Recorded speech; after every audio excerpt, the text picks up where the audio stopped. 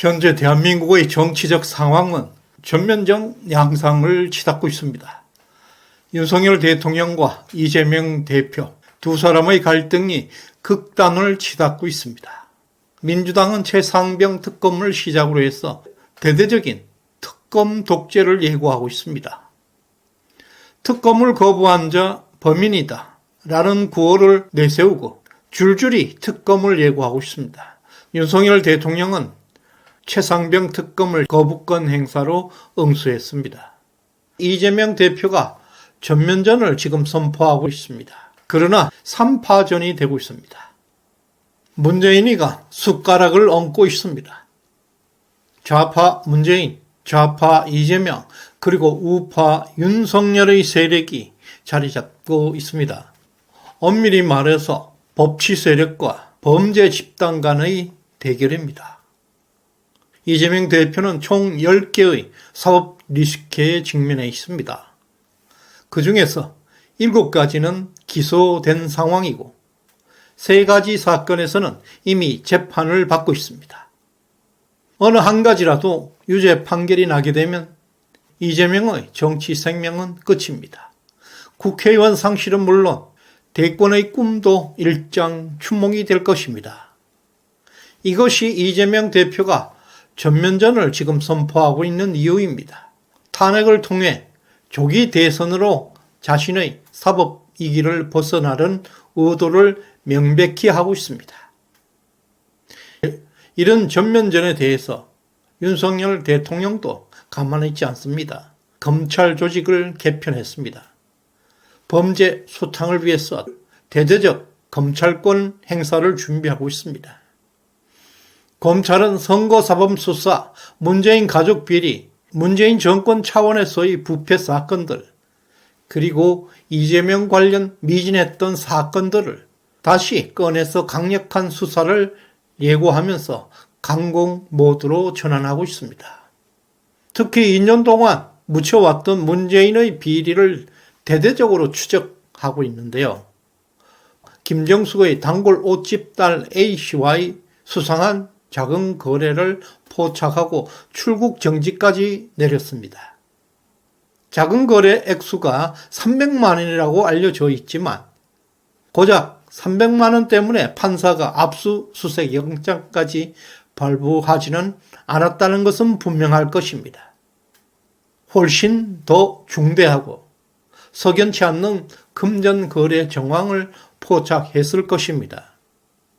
또한 문재인 청와대 춘추 관장이 문다혜 씨에게 현금을 송금한 정황도 포착되었습니다.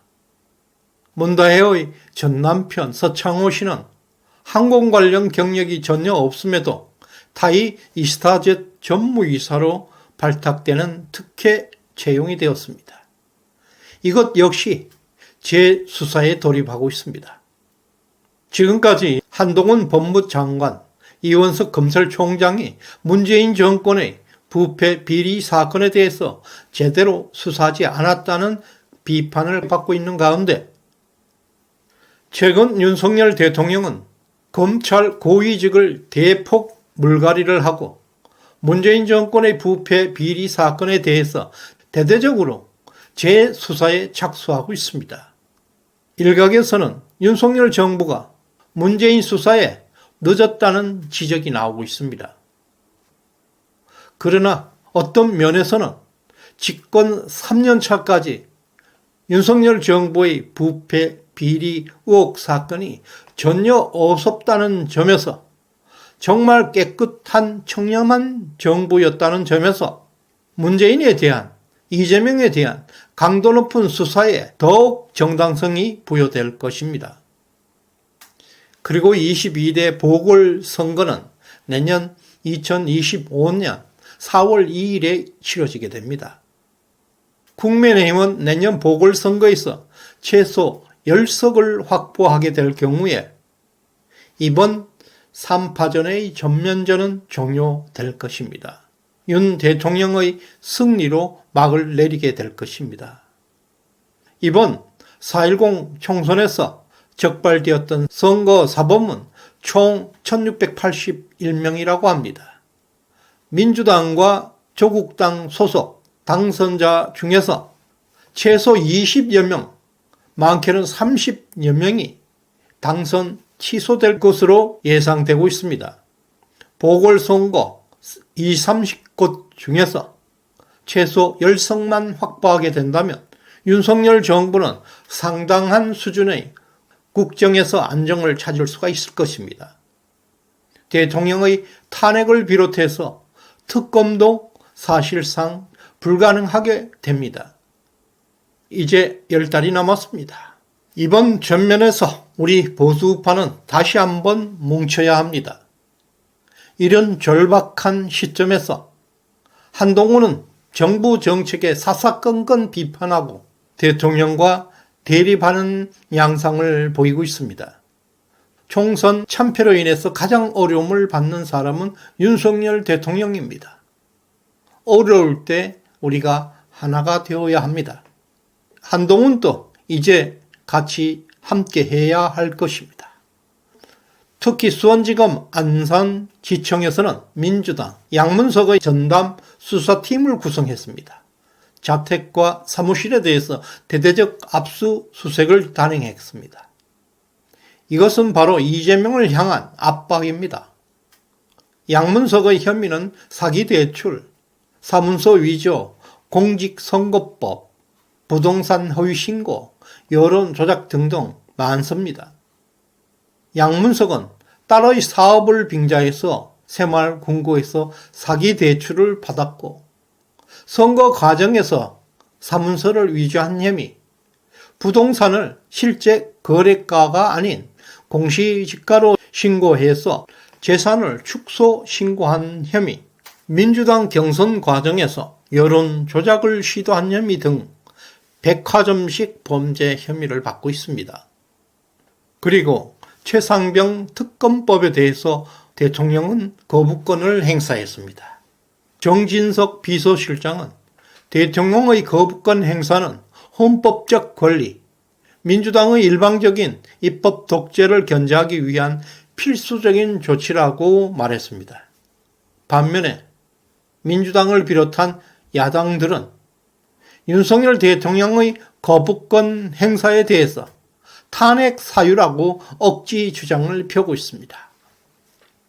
법의 집행은 행정부의 고유 권한입니다. 입법부와 사법부에도 행정부의 검찰 수사에 대해서 어떤 간섭도 할 수가 없는 것입니다.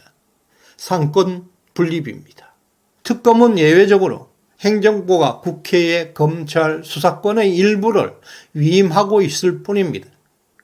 따라서 특검 법안은 반드시 여야 합의가 전제되어야 효력이 있는 것입니다.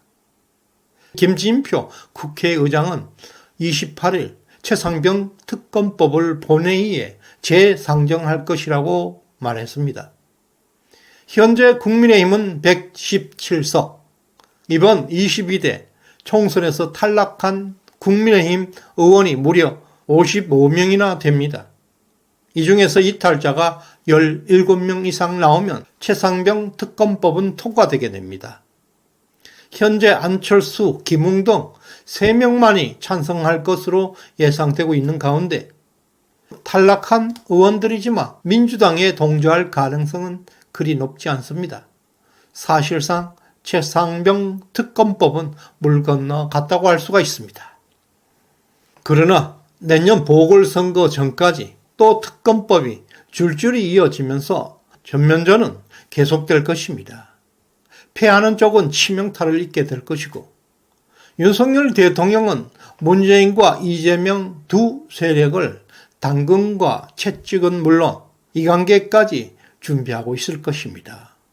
그러나 무엇보다도 이번 전면전은 불법과 법치의 대결입니다.